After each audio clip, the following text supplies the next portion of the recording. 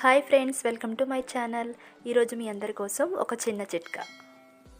మనం పువ్వులు కొనేటప్పుడు ఇలాంటి పాలిథిన్ కవర్లో ప్యాక్ చేసి ఇస్తూ ఉంటారండి.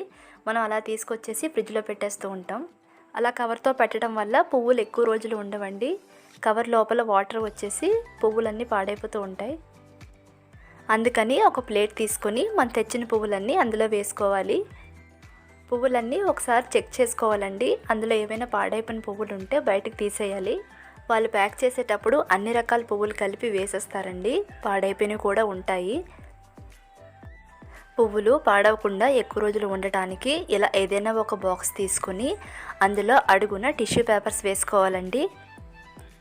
టిష్యూ పేపర్ని ఎందుకు వేస్తున్నానంటే పువ్వుల్లో ఉండే తడి వాటర్ అంతా టిష్యూ పేపర్ పీల్చుకుంటుందండి.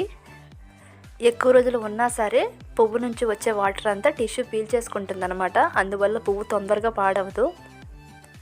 అలాగే మనం తెచ్చిన పువ్వుల్లో 4-5 రకాలు ఉంటే ఈ విధంగా సపరేట్ చేసుకుని పెట్టుకుంటే మనం పూజ చేసుకునేటప్పుడు కూడా ఈజీగా ఉంటుందండి. మన పూజలకి డెకరేషన్ చేయాలనుకున్నా కానీ ఏదైనా స్పెషల్గా డిజైన్ చేయాలనుకున్నప్పుడు కానీ మనం ఇలా పెట్టుకుంటే మనకి ఈజీ అవుతుందన్నమాట. చాలామందికి పువ్వులు రోజు అవైలబుల్గా ఉండవు కదండి. ఇలా ఒకసారి తీసుకుంటే ఒక 10 డేస్ 15 డేస్ అయినా సరే బాగానే ఉంటాయండి. మనకి ఫెస్టివల్ సీజన్స్లో అయితే పువ్వుల కాస్ట్ చాలా ఎక్కువ ఉంటుందండి. అప్పుడు అసలు మనకు కొనడానికి కూడా చాలా కష్టంగా ఉంటుంది. అందుకని ఒక 2-3 డేస్ బిఫోర్ ఇలా కొనేసుకొని మనం స్టోర్ చేసుకుంటే మనకు అప్పుడు ఇబ్బంది ఉండదు అనమాట. నేను చూపిస్తున్న ఈ పువ్వులు 30 రూపీసేనండి. ఇది నార్మల్ డేస్లో కాబట్టి. అదే పండగ సీజన్లో అయితే ఒక ఫ్లవరే 2 రూపీస్ అని చెప్తారనమాట. అప్పుడు మనకి పువ్వులు కంపల్సరీ కాబట్టి ఎంత రేట్ అయినా సరే మనం తీసుకుంటున్నాము.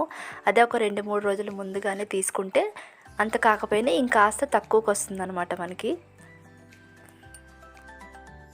సో ఫ్రెండ్స్, చూసారు కదా, మీరు కూడా ఈ విధంగా పువ్వులను ఎక్కువ రోజులు స్టోర్ చేసుకోండి. అలాగే ఫస్ట్ టైం మా వీడియో చూసిన వాళ్ళైతే సబ్స్క్రైబ్ చేసుకోవడం అస్సలు మర్చిపోవద్దు.